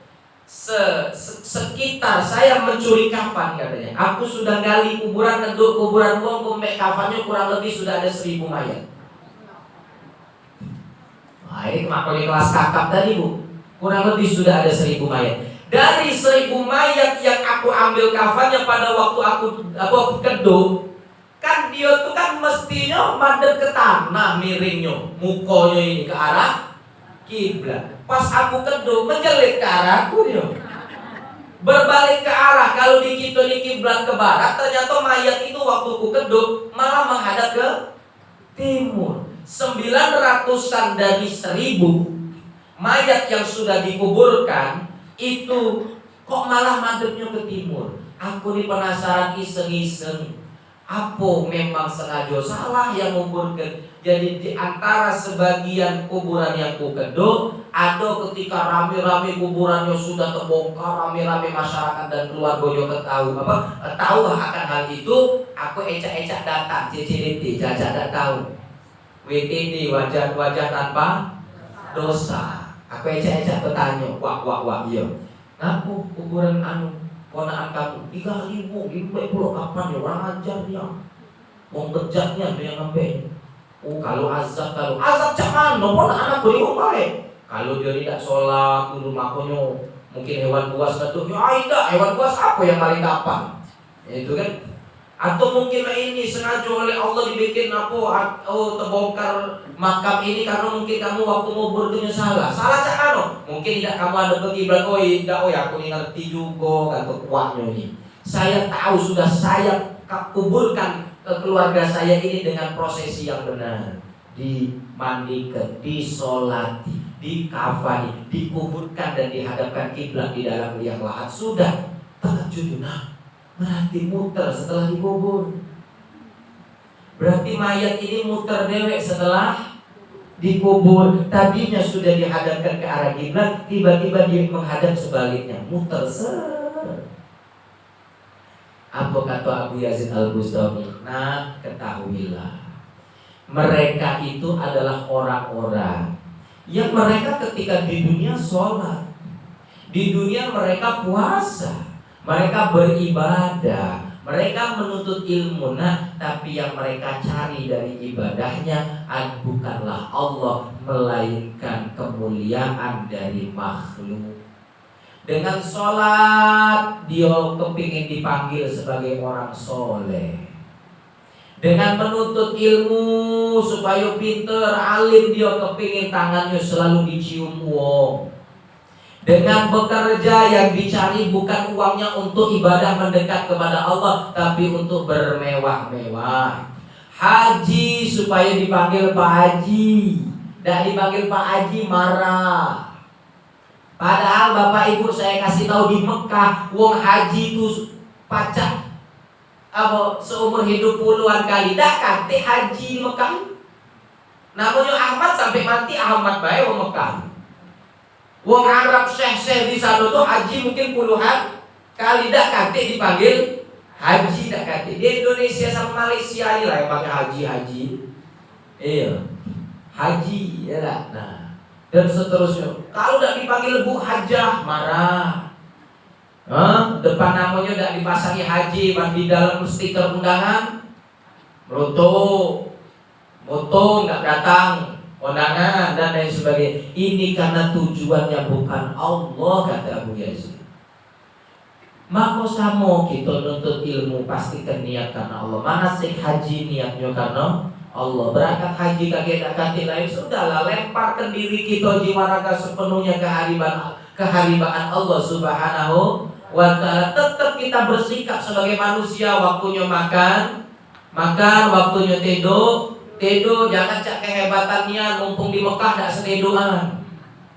Ibadah terus, zikir terus, dak.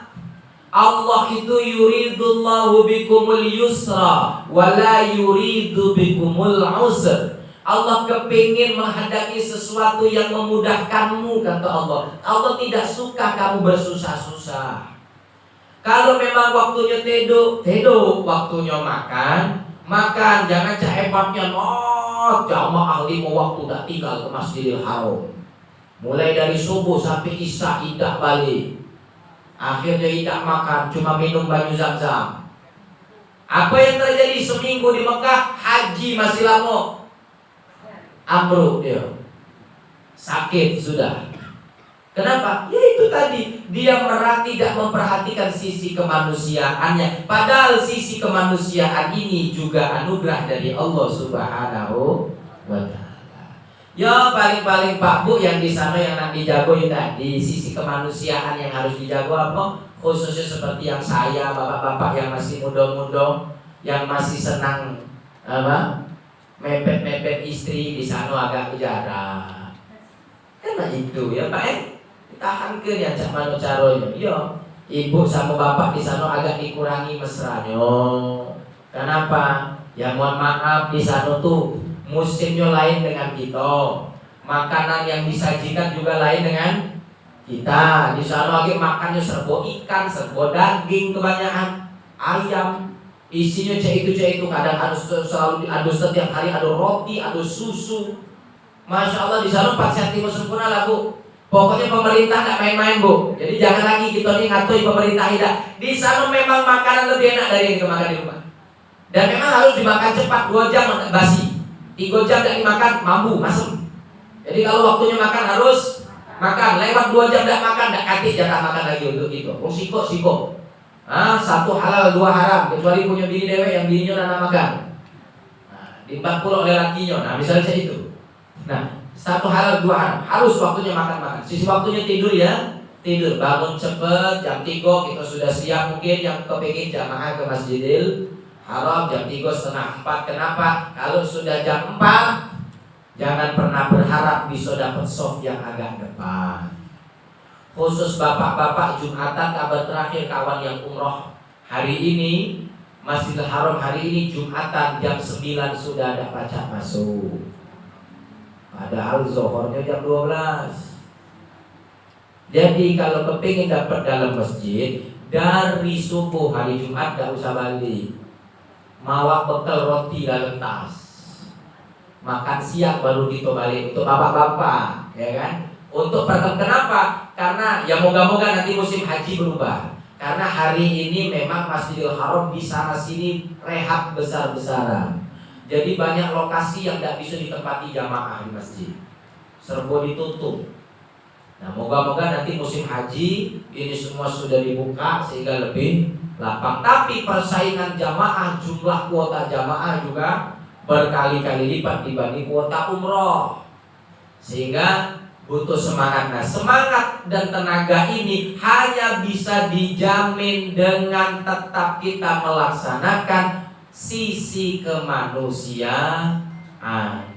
Jangan dipikir makan tedo itu bukan akhlak. Itu akhlak cara kita merawat pemberian Allah Subhanahu wa ta'ala. Dan makan bapak diniati untuk sholat di masjid, makan ibu terus tidurnya bapak ibu diniati untuk ibadah. Makan dan minum serta tidurnya pun bernilai ibadah. Wa kullu man faman nawa bi aqlihil quwwah. Kata ulama, siapa yang niat makan untuk mendapatkan kekuatan, li ta'atillahi lahu ma qad nawa. Yang kekuatan itu untuk dia pakai taat kepada Allah, untuk dipakainya ibadah kepada Allah, maka lahu ma qad nawa. Makannya tidak dihitung makan oleh Allah, tetapi dihitung ibadah. Tidurnya tidak dihitung tidur baik, tapi dihitung ibadah. Jadi bapak ibu yang dirahmati oleh Allah Subhanahu wa ta'ala, tadi apa? Islam, iman, ihsan. Rasul diawasi, oleh karenanya serahkan semua kepada Allah Subhanahu wa ta'ala. Dari sekarang tidak usah khawatiran Bu ya. Tidak usah rasa khawatiran ya Pak ya. Pede saja, ya Allah kau undang aku. Kalau memang waktunya memang kau undang aku yang sehat segala macam, pasti Allah yang kasih. Betul, tugas kita perawat kemanusiaan kita. Sudah tahu punya mah jangan makan pedas. Itu sudah tahu ada kencing manis, jangan nak minum sirup. Sudah tahu kolesterol darah tinggi, jangan ladas makan gulai kambing. Karena itu. Nah, tapi jangan yang tidak makan gara-gara serba takut. Oh, nak makan beras ini ada gulanya juga. Wah, makan apa ini? Makan telur ini kuningnya kolesterol juga. Aduh, nak makan apa? Aku makan tempe. Wah, tempe kacang-kacangan asam urat pula. Lanjut tak makan niat. Maka apa kata ulama? Penyakit itu Bapak Ibu karena satu apa? Berlebihan. Tidak makan puasa, bagus puasa. Tapi kalau puasa berlebihan, waktunya maghrib buka dia tak buka, nunggu habis sisa, malah tidak bagus. Iya. Buka puasa maghrib ibadah itu bagus, tapi kalau bukanya berlebihan, es campur 2 mangkok, sop buah segelas besar, tambah nasi pindang pula, dah bagus juga. Apa baik? Maka dikatakan ulama la khaira fil israf la israfa fil khair. Tidak ada kebaikan yang kamu temukan di dalam hal yang berlebih-lebihan. Dan kebalikannya, segala yang berlebihan itu tidak baik kata ulama. Maka sadar-sadar baik. Kan itu boleh kok yang kencing manis, makan manis-manis, tapi dikit-dikit baik, nyicip-nyicip baik. Jangan keladasan gini. Begitu. Kalau yang muda seperti saya, ini mungkin masih relatif tenanglah, aman. Karena kemarin dengar-dengar ada yang justru habis puasa periksa di rumah sakit malah tinggi. Padahal puasa. Kan begitu. Jadi Bapak Ibu, yang memang semua dari Allah Subhanahu wa taala. Betul. Ya, bapak saya itu 2018 terakhir haji, mau berangkat haji itu tak pede. Berjalan susah, Pak. Ini nak siap-siap baik kalau lagi di sana bapak ini masih saro berjalan, jangan carikan roda, kamu yang dorong. Itu bapak saya sudah sempat ngomong begitu. Ternyata, masya Allah, kami dapat di Mina jadi. Jarak berjalan sekali berangkat itu kurang lebih waktu itu 6 kilo. Berarti PP satu hari 12 kilo. Nah, kemudian mengambil pada waktu itu ambil nafar sani. Berarti di Mina 4 hari. 10, 11, 12, 13 Dzulhijjah.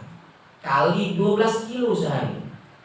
Dan kali 4 berarti selama di Mina kami berjalan 48 kilo.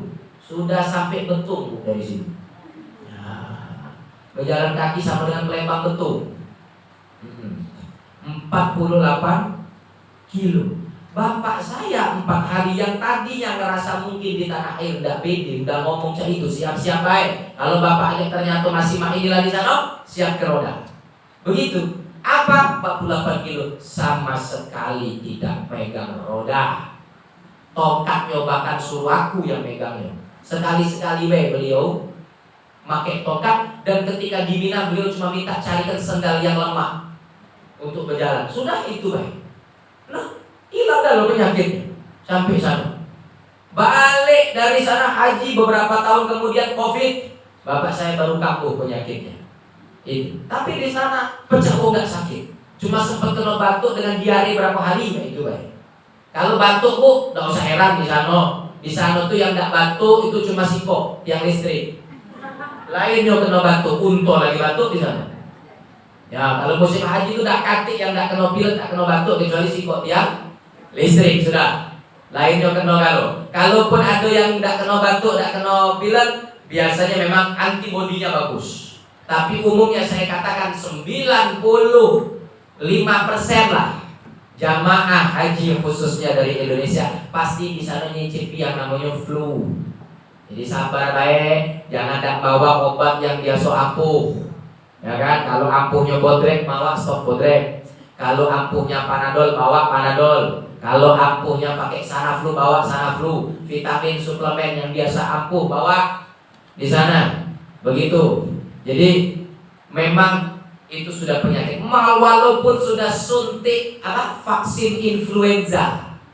Jadi kan kita suntik vaksin meningitis dan vaksin influenza. Di sana masih nak kena batuk itulah. Masih nak kena pilek itulah. Itu biasa. Maka niatkan, aku nih ya Allah kok kena batuk. Ya Allah aku nih kena pilek. Berarti ini adalah Allah menginginkan kita istirahat. Karena ada jamaah yang memaksakan diri. Mestinya batuknya sembuh dalam 3 hari, 10 hari dan sembuh-sembuh. Kenapa? Dia batuk bukannya istirahat, lantas ke masjid terus. Lantai masjid itu dingin. Air zam-zam Masjidil Haram itu pecah es, dingin. Duduknya di pucuk lantai dingin, minumnya air dingin, AC-nya masjid tahu dewek dinginnya. Batuk yang mestinya sembuh 3 hari terpaksa harus dijalani 10 hari. Sholat Fatihah batuknya 5 kali. Sudah. Maka nak khusyuk sholat. Sudah kalau memang flu batuk jangan cakiannya, istirahat, minum obat, makan teratur, istirahat cukup. Kakek sehat lagi, gas ke masjid lagi. Begitu caranya.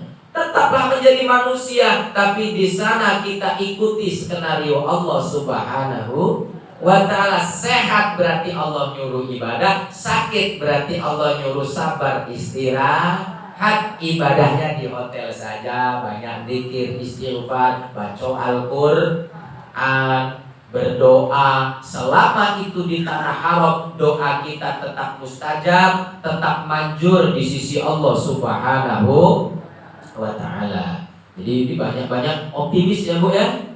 Jangan mama kiro-kiro kaget masih berapa bulan lagi badan aku nih belakangan mulai sakit-sakitan. Jangan ketakutan itu. Kata ulama al-itmi'nan nisfud dawa. Ketenangan hati itu adalah separuh penyembuh kata ulama. Uang banyak penyakit itu karena pikiran kadang-kadang. Belum misal sendal hilang gelisah, jilbab nyelip gelisah, bros nyelip gelisah. Nah ibu-ibu ini biasanya. Bapak-bapak mah itu juga dompet tak ketemu nyelip di mana di rumah gelisah, otak motor nyelip gelisah, STNK gelisah bikin penyakit. Sudah, tidak usah pakai gelisah, cari baik. Mana ketemu pakai ketemu dewe.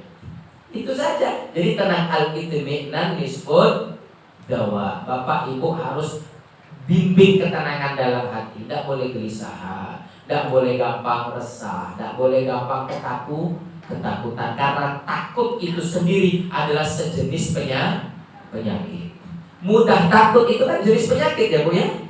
Ada penyakit namanya anxiety. Itu salah satu bentuknya apa? Gampang cemas, gampang ketakutan. Dan itu semakin pelihara akan semakin menyebabkan tubuh menjadi kurang sehat. Udah banyakkan besarkan tawakal. Wa ufawwidu amri ilallah. Ya Allah, aku pasrahkan segala urusanku kepadamu. Innaka wa innallaha balighu amri. Sesungguhnya Allah lah yang akan menyampaikan urusannya. Jadi kalau kita sudah tawakal kepada Allah, Allah yang akan ngantarkan kita. Ayo Bapak Ibu siap-siap. Ambil mandi ihram sekarang. Setelah mandi pakai ihramnya, kemudian sholat sunnah ihram. Nanti kita akan naik bis, di situ kita akan niat ihram, niat haji atau umrah. Sudah ikuti baik, ayo mandi. Itu, ayo sholat, pakai ihram, siap di bawah. Nggak usah rempong, uji wong tuh. Nggak usah rempong. Ini kadang nak rempong nih, begitu. Nah, kalau nak ditunggu, aku nak nunggu bini aku dulu. Nah kadang-kadang bini tidak nunggu laki nunggu dia, bini tidak nunggu dia. Rupanya bini lagi bawah. Laki jadi pucuk, tak keluar bini aku.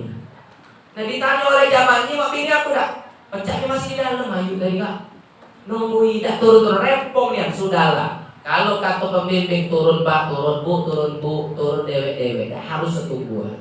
Kadang-kadang gara-gara gawe setungguan ini perkara yang harusnya cepat, lancar menjadi lambat. Nah masalahnya kadang-kadang gara-gara lambat, jamaah yang tadinya semangat jadi hilang semangatnya.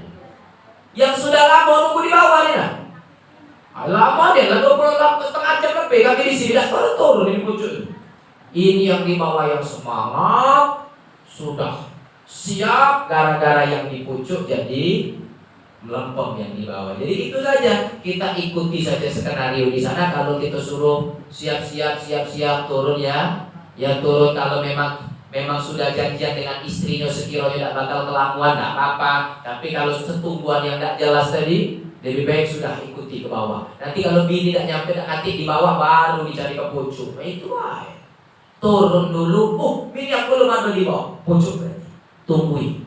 Kalau tidak dicari, kan begitu. Tapi insya Allah Pak, di sana kaget Bapak Ibu galak ketinggalan kan? Nggak ada yang mau ketinggalan, pasti nak cepet-cepet di bawah ngumpul tuh lah. Nah itu, tenang baik. Kadang-kadang bini lupa dengan laki. Mereka lah laki aku turun duluan. Itu gimana di sana kaget Pak? Kamu cak bukan lakinya kamu cak orang lain. Ya, apalagi lagi kamar lah dewek, lanang-lanang betino. Nanti bapak yang ditunjuk menjadi karom dan karu bertanggung jawab untuk mendistribusikan nasi ke depan pintu-pintu kamar jamaah. Yang lanang ke depan pintu lanang, depan pintu ibu-ibu. Jadi ibu tak ngurusi lagi makan laki tak ngurusi makan bini. Sudah sampai depan pintu dewe. Nah kadang-kadang laki, ada CS lagi bini aku nih.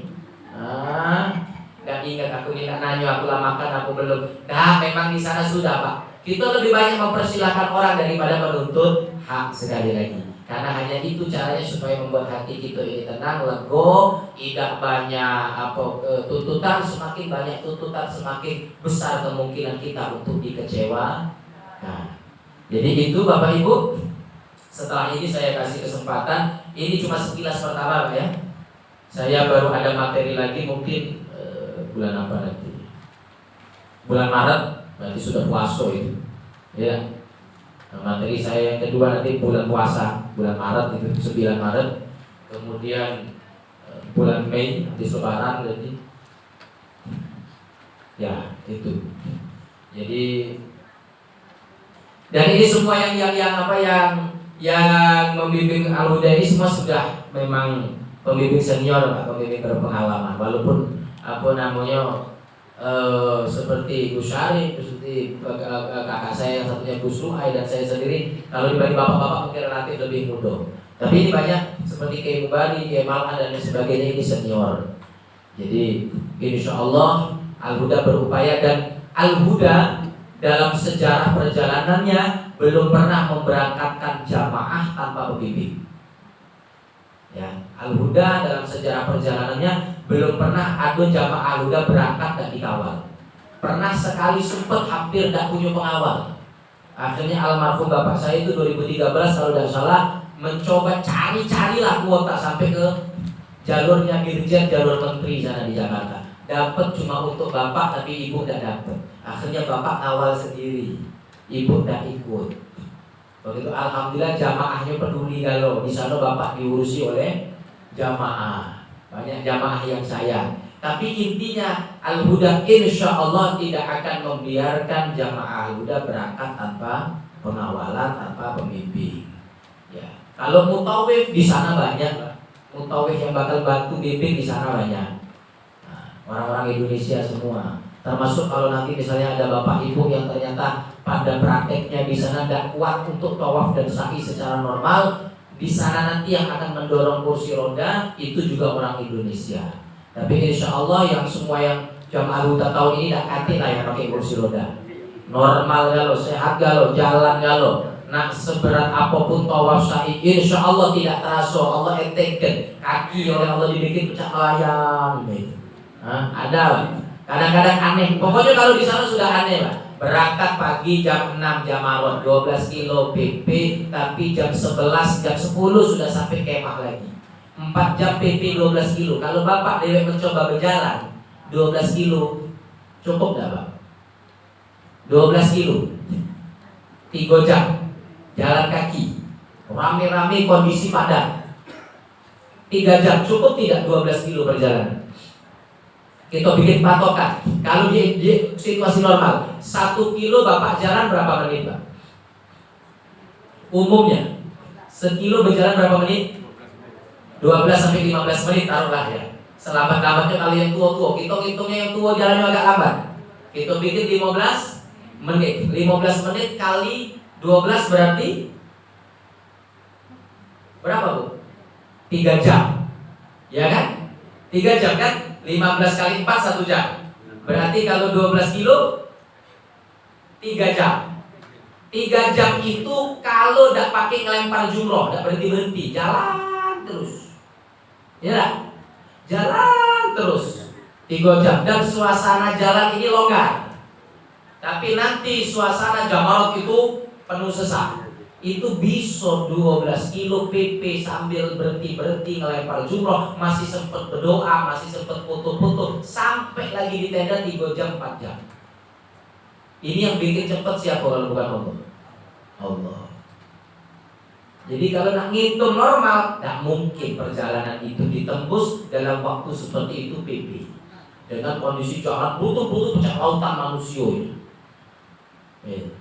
Tapi Allah bisa mudahkan itu. Maka kuncinya Bapak satu harus percaya, dua harus banyak husnudzon kepada Allah Subhanahu wa ta'ala.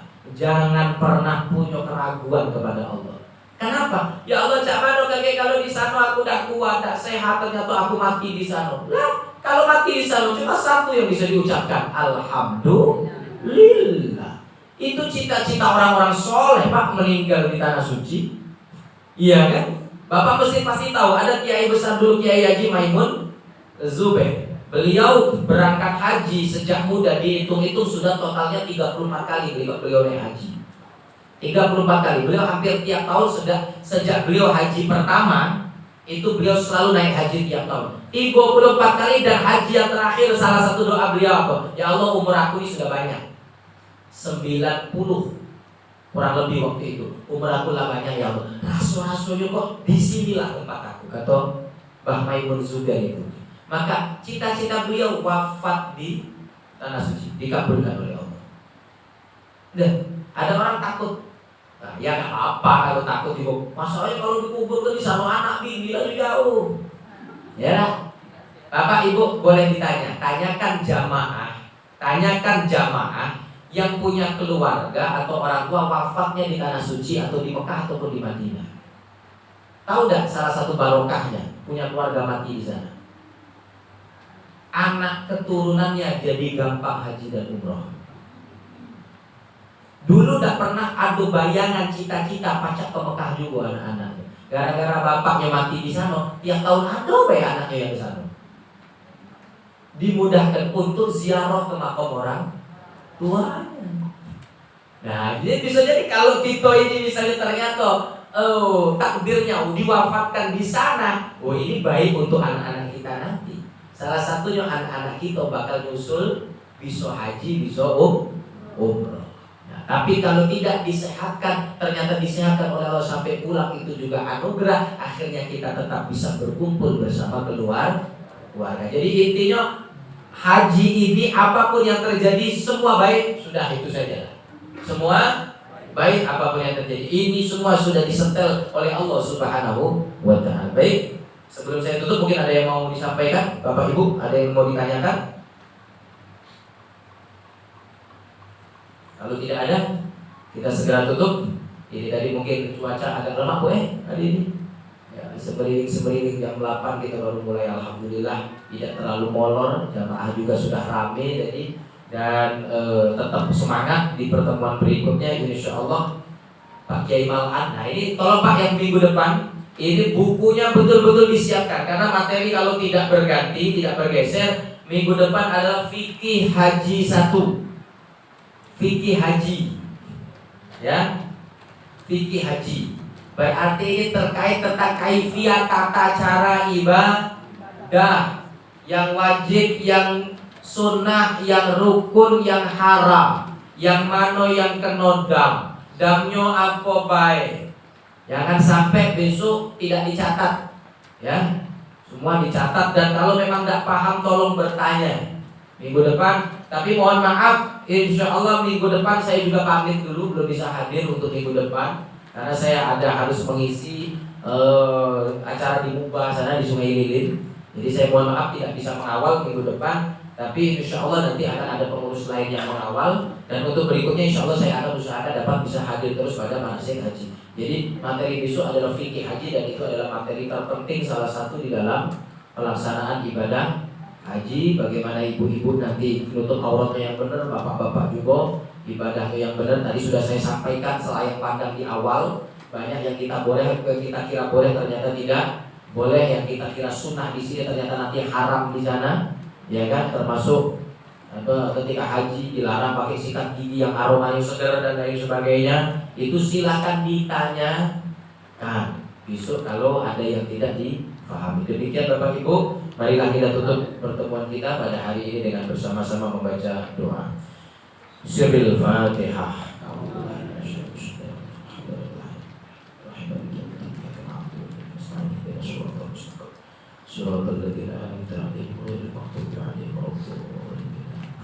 أعوذ بالله من الشيطان الرجيم. بسم الله الرحمن الرحيم. الحمد لله رب العالمين حمد النعيم حمد الشاكرين حمد يوافي نعمه ويكافئ مزيده. يا ربنا لك الحمد كما ينبغي لجلال وجهك الكريم وعظيم سلطانك. اللهم صل صلاة كاملة وسلم سلاما تاما على سيدنا محمد الذي تنحل به العقد وتنفرج به الكرب وتقضى به الحوائج وتنال به الرغائب وحسن الخواتم يستسقى الغمام بوجهه الكريم وعلى آله وصحبه في كل لمحة ونفس بعدد كل معلوم لك. Allahumma rabbana fa'na bima 'allamtana wa 'allimna ma yanfa'una rabbi faqihna wa faqih alana wa qarabatin lana fi dinina Allahumma aslih lana kulla syukur wa aqim rabbir ridha minkal 'uyun wa qadi 'anna kulla duyun qabla an ya'tiyana rusulul manun Allahumma hadina bihuda waj'alna mimman yusari'u fi ridha wa la tuwallina waliyyan siwa wa la taj'alna mimman khalafa amraka wa 'asa Allahumma aftah qulubana bi futuhil 'arifin wa 'allimna ma lam na'lam Rabbana ighfir lana dhunubana wa liwalidina warhamhum kama rabbawna shighara Allahumma bi qudrati bismillahirrahmanirrahim irfa' qadrana washrah sudurana wa yassir umurana wa khtim bis solihati a'malana warzuqna min haitsu la nahtasib wa nas'aluka darajatil 'ula min al-jannah Allahumma ij'al hajjana hajjan mabrura wa sa'yana sa'yan mashkura wa dhanbana dhanban maghfura wa 'amalana 'amalan maqbula wa tijaratana tijaratan lan tabur ya 'alima ma fis sudur akhrijna minadh dhulumati ilan nur rabbana atina fid dunya hasanah wa fil akhirati hasanah wa qina adzabannar wa adkhilna jannata ma'al abrar ya aziz ya ghaffar ya rabbal alamin sallallahu alaihi sayyidina Muhammadin wa alihi wa baraka wa sallam subhana rabbika rabbil izzati amma yasifun wa salamun alal mursalin walhamdulillahi rabbil alamin taqabbalallahu minkum. Demikian Bapak Ibu yang bisa saya sampaikan, lebih kurang saya mohon maaf. Pada Allah saya mohon ampunannya. Hadanallahu wa iyyakum ajma'in. Wallahul muwaffiq ila aqwamit thoriq. Wassalamu alaikum warahmatullahi wabarakatuh.